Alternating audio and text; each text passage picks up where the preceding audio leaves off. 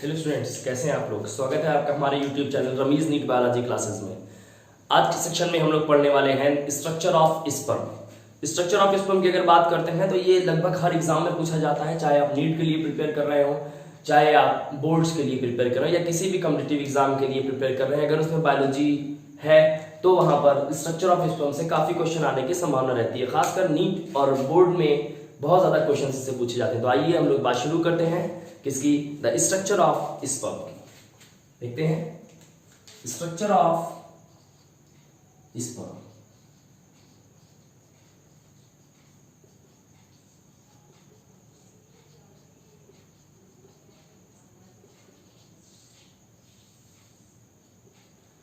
तो स्टूडेंट्स, अगर हम लोग स्पर्म के स्ट्रक्चर की बात करते हैं तो पहले वायबिलिटी की अगर बात कर लें कि स्पर्म फीमेल रिप्रोडक्टिव ट्रैक में जाने के बाद कितने समय तक एक्टिव रह सकता है, यानी कितने समय के अंदर उसको फर्टिलाइजेशन करना होगा, वरना वो खराब हो सकता है या फर्टिलाइजेशन नहीं कर पाएगा, कैपेसिटी को खो देगा। तो स्पर्म की वायबिलिटी होती है, the viability of sperm is about 24 to 48 hours after entering the female reproductive system। Clear. उसके बाद स्पर्म है क्या, it is the male gamete. ये क्या है स्टूडेंट्स, ये मेल गैमीट है। उसके बाद स्पर्म जिस प्रोसेस से बनता है, प्रोसेस ऑफ फॉर्मेशन, स्पर्म के फॉर्मेशन के प्रोसेस को हम लोग क्या कहते हैं, हम लोग ने लास्ट सेक्शन में देखा है, it is known as spermatogenesis. It is known as spermatogenesis, इसको हम लोग स्पर्मेटोजेनेसिस कहते हैं। उसके बाद जब आगे बढ़ते हैं तो स्पर्म की अगर बात करते हैं स्टूडेंट्स, तो स्पर्म के स्ट्रक्चर में अगर हम लोग बात करते हैं स्ट्रक्चर की, तो स्पर्म के स्ट्रक्चर में 4 पार्ट्स होते हैं। कितने पार्ट्स होते हैं स्टूडेंट्स? 4 पार्ट्स होते हैं। हम लोग पार्ट्स को पहले ऐसे जनरली देख लेते हैं। The first is head, head होता है। द सेकेंड इज नेक, दूसरा पार्ट नेक होता है। The third part is students middle piece, third part जो होता है ये मिडिल पीस होता है। And the final part is tail. कैसा होता है? टेल होता है।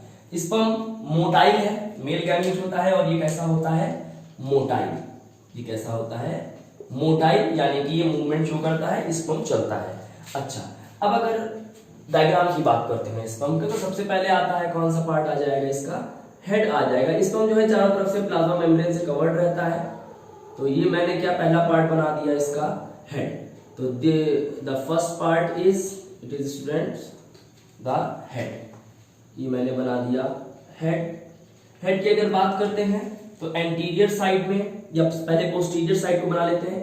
पोस्टीरियर साइड में यहाँ पर एक न्यूक्लियस पाया जाता है, जिसमें नीचे की तरफ से एक छोटा सा, एक हल्का सा डिप्रेशन दिया होता है। Clear? This is the nucleus. ये क्या है? It is the nucleus. Nucleus है, ये पोस्टीरियर साइड में दिया है। It is located on the posterior side of the head. Head के पोस्टीरियर साइड में ये दिया हुआ है। न्यूक्लियस के ऊपर एक कैप लाइक स्ट्रक्चर होता है students. This cap like structure is known as acrosome. इस कैप लाइक स्ट्रक्चर को हम लोग क्या कहते हैं? एक्रोसोम कहते हैं। This is acrosome and it is very important in respect to NEET और बोर्ड। ये नीट या बोर्ड दोनों में ही इससे बहुत क्वेश्चंस पूछे जाते हैं। एक्रोसोम के बारे में कुछ 2-4 बातें हम लोगों को स्टूडेंट्स ध्यान रखनी होती हैं, जो हम लोग पढ़ने की कोशिश करते हैं यहाँ पर सीखने की। एक्रोसोम एक तो कैप लाइक होता है, ये कैप लाइक है। ये एंटीरियर साइड में दिया हुआ है, anterior side of head. Head के एंटीरियर साइड में कुछ बातें हम यहां पर और इंक्लूड कर देते हैं। Acrosome contains an enzyme called hyaluronidase. यहां पर हाइलो यूरिडिनेज एंजाइम मिलता है स्टूडेंट्स, और ये हाइलोयूरिडिनेज एंजाइम जो है, इसको मैं यहां से इरेज कर देता हूं, ये आप ध्यान रखिएगा पोस्टीरियर साइड में होता है। हाइलोयूरिडिनेज एंजाइम होता है और ये hyaluronidase enzyme belongs to the class, इसका क्लास क्या है, sperm lysins, belongs to the class sperm lysins. और ये एंजाइम करता क्या है, this hyaluronidase enzyme it helps in dissolving the layer of ovum during fertilisation. Ovum जो है उसके किनारे किनारे जो लेयर्स बनी हुई हैं उनको डिसॉल्व करने के लिए, उनको तोड़ने में ये एंजाइम बहुत ज्यादा इंपॉर्टेंट रोल प्ले करता है। क्लियर? ये क्या करता है, dissolves the outer layer of ovum during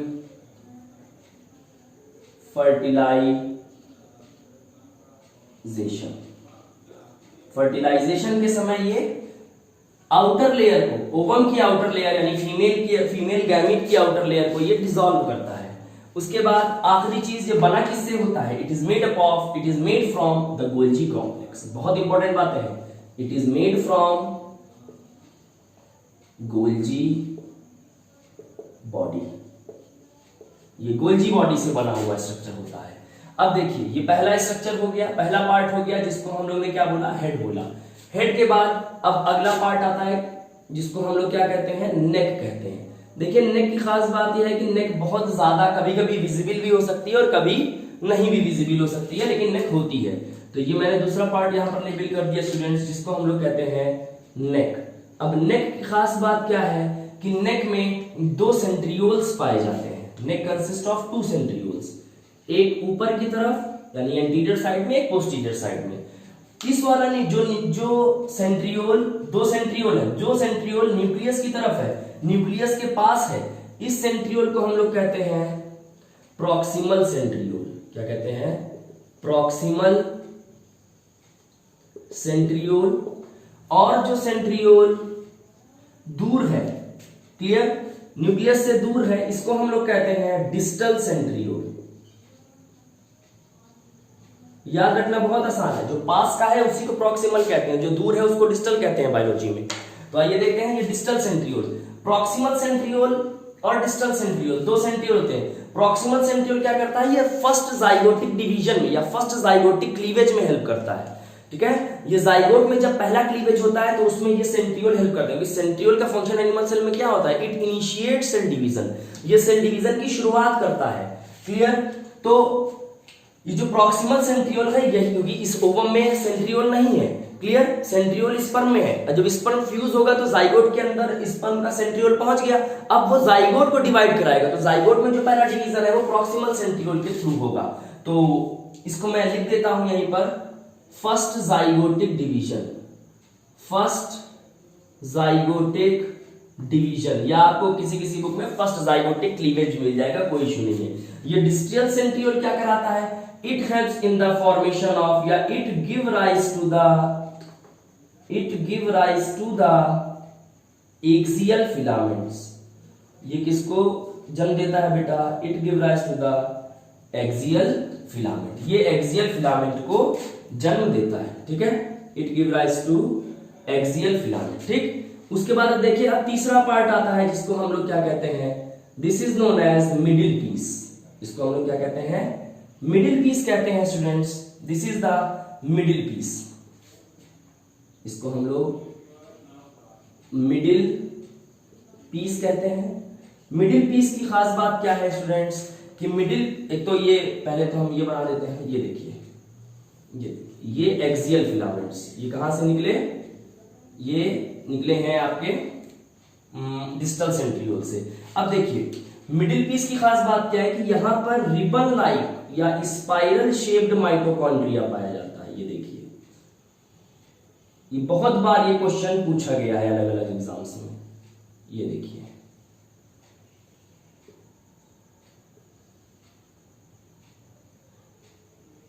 ये देखिए, क्लियर? तो ये क्या है, ये मिडिल पीस में स्टूडेंट्स ये रिबन शेप्ड माइटोकॉन्ड्रिया है। और भाई माइटोकॉन्ड्रिया कहीं भी होगा, फंक्शन उसका वही है जो हम लोग बचपन से पढ़ते चले आ रहे हैं। It act as power house of the cell, और ये एनर्जी बनाता है, और ये एनर्जी कहां पर चली जाती है, इस एनर्जी का इस्तेमाल करके जो टेल है स्टूडेंट्स, ये टेल क्या करती है, लैशिंग मूवमेंट शो करती है, और ये स्पर्म को मोटिलिटी प्रोवाइड करती है। तो चलिए देखते हैं। तो ये तीसरा पार्ट हो गया middle piece. Middle piece contains nebenkern body. यहां पर क्या है, निबेनकर्न पाया जाता है, इसको हम लोग निबेनकर्न बोलते हैं, निबेनकर्न। क्लियर? निबेनकर्न क्या है, it is spiral mitochondria, spiral shaped mitochondria. और ये माइटोकॉन्ड्रिया क्या करता है, it provides energy for the movement of sperm. ये स्पर्म के मूवमेंट के लिए एनर्जी प्रोवाइड करती है। और अब देखिए स्टूडेंट्स क्या होता है, लास्ट में क्या होता है, ये देखिए लास्ट में जो सबसे आखिरी पार्ट स्पर्म का होता है, जिसको हम लोग कहते हैं टेल। इसकी ये जो टेल होता है स्टूडेंट्स, इसकी लंबाई स्पर्म से कई गुना ज्यादा तक हो सकती है, ये देखिए, ठीक है। और अगर बात करते हैं, ये हम लोग इसकी टेल की बात कर लेते हैं, तो स्पर्म में बेटा बहुत थोड़ा सा अमाउंट होता है साइटोप्लाज्म का, और वो अमाउंट जो होता है वो सिर्फ और सिर्फ टेल में मिलता है। Small amount of cytoplasm is found in the tail of sperm only. Clear? और यहां पर जहां से टेल और मिडिल पीस और टेल के बीच में यहां पर एक रिंग पाई जाती है, इस रिंग को हम लोग क्या कहते हैं, annulus. This ring is known as annulus, और इस एन्युलस का फंक्शन अभी तक अननोन है। क्लियर? तो function of the annulus is unknown, unknown function. और ये कैसा होता है, इट इज रिंग लाइक। और ये जो टेल है, ये माइटोकॉन्ड्रिया क्या करता है, इट प्रोवाइड्स एनर्जी,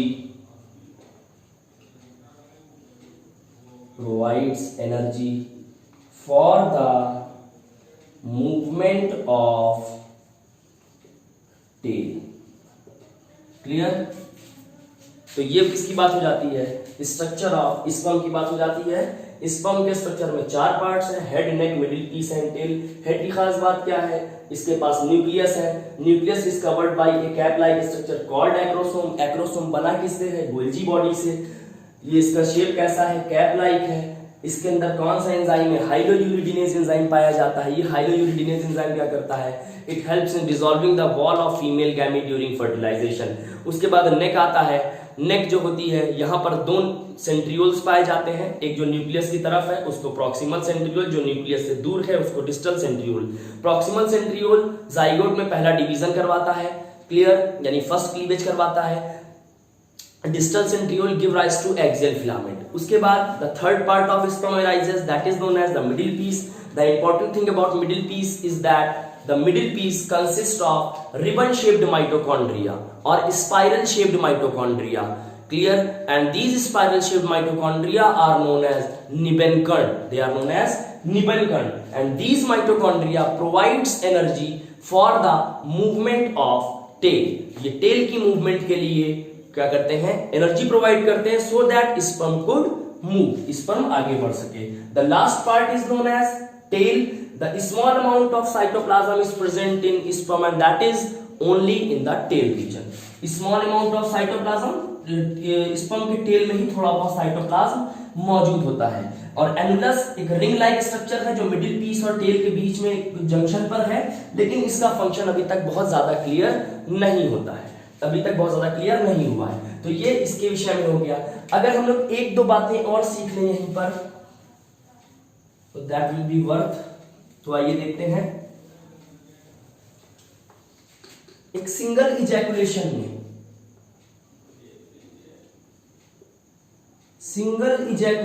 में, यानी एक बार में लगभग 200 से 300 million, 200 to 300 million sperms are released.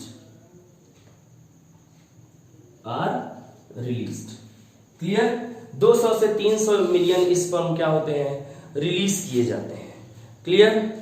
अच्छा, और ये बात आपको ध्यान रखनी होती है। तो इस तरह से हम लोग ने क्या पढ़ लिया, स्ट्रक्चर ऑफ स्पर्म। आपको हमारा ये वीडियो कैसा लगा हमको कमेंट बॉक्स में जरूर बताएं। हमारे वीडियो को लाइक करें, सब्सक्राइब करें और हमारे चैनल को ज्यादा से ज्यादा लोगों में शेयर करें। और अगर अभी तक आपने हमारे चैनल को सब्सक्राइब नहीं किया है तो प्लीज सब्सक्राइब बटन दबाइए और उसके साइड में बेल आइकन दबाना बिल्कुल भी मत भूलिए, ताकि जो भी वीडियोस हम लोग अपलोड करें उसका नोटिफिकेशंस आपके मोबाइल स्क्रीन पर पहले से पहले पहुंच जाए। Thank you.